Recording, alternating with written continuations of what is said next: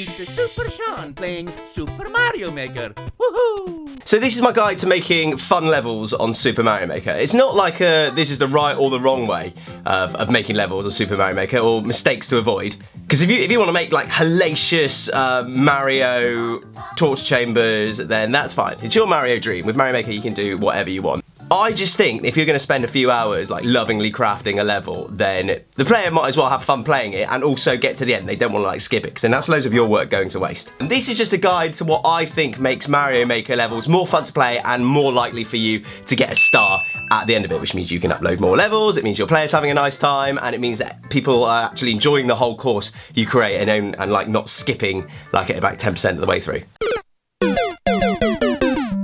So nobody likes dying in Mario games, and no one's ever like, oh, I had a really good Mario session the other day. Yeah, like, died about 100 times.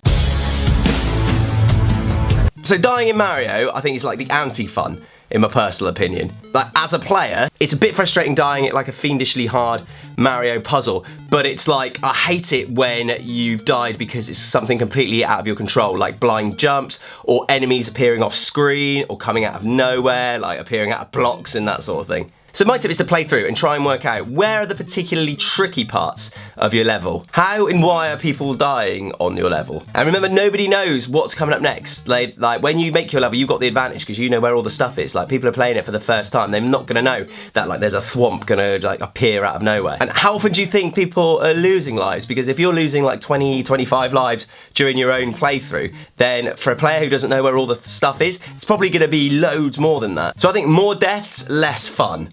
That makes sense, doesn't it?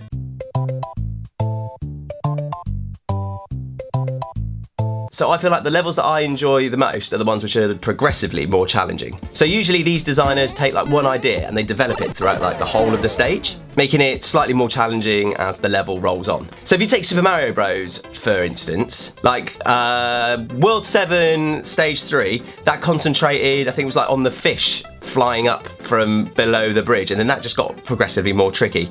World 4, Level 3, that was the one with the teeter-totter bridges things, and then that was a puzzle which remained throughout the whole level and just got more and more difficult. So my tip is when the player starts, don't hit them with like the hardest challenge in the level first, or like a ridiculously difficult one. That, I think, is a surefire way to get people to like skip your level, because if that's the first challenge and it's taking you 8 or 9 times just to get past the first bit, I mean, there's room for like another 20, 25 of those. So what's the likelihood of actually getting to the end of the level with your sanity intact? It's probably quite slim.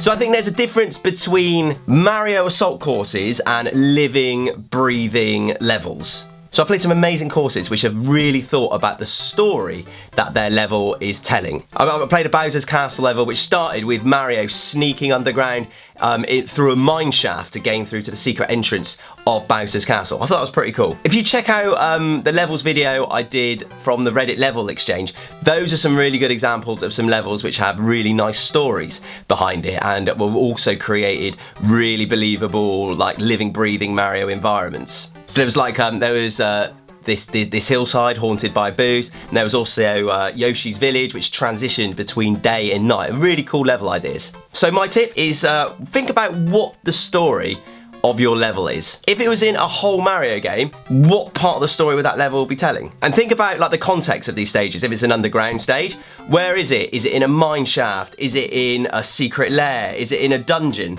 Also think, what items and tools in the toolkit can you use to create that environment? Like, I've seen some really cool jungle stages using the vine tool and also like the fire flower and also the semi-solid platforms. The different semi-solid platforms are a really, really good way to help create an environment. I really recommend you use those tools and give them a good shake as well, because there's loads of different options and you can use those to really create a believable environment.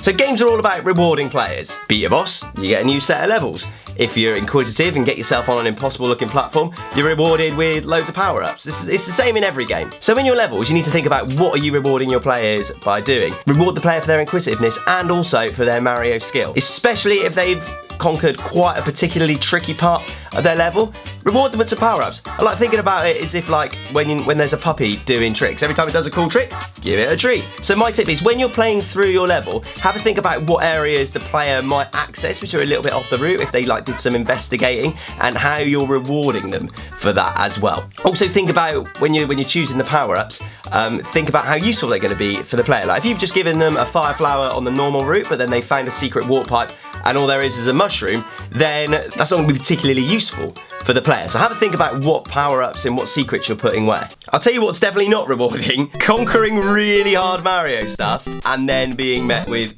even more ridiculously hard Mario stuff.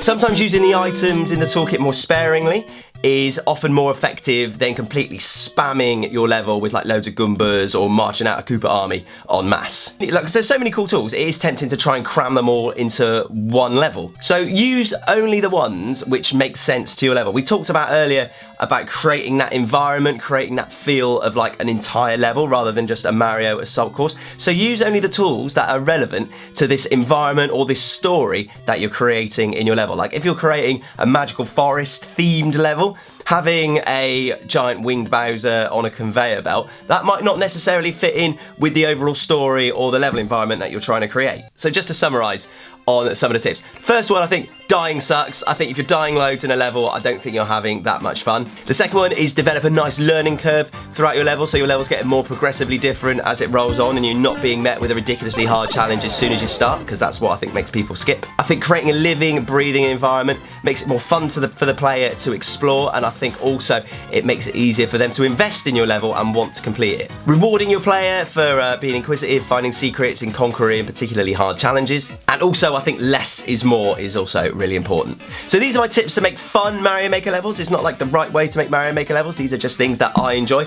If you've used any of these tips to make your levels, please send the codes over. Would love to play your levels. Really want to make some videos based entirely around people who have been watching these videos and the level codes that they've sent over. So would really love to see those. If the tips have been useful, drop a little like. There you go, there's the thumb. Drop a little like in the box and also subscribe as well for more Mario Maker videos. And cheers, see you later, bye!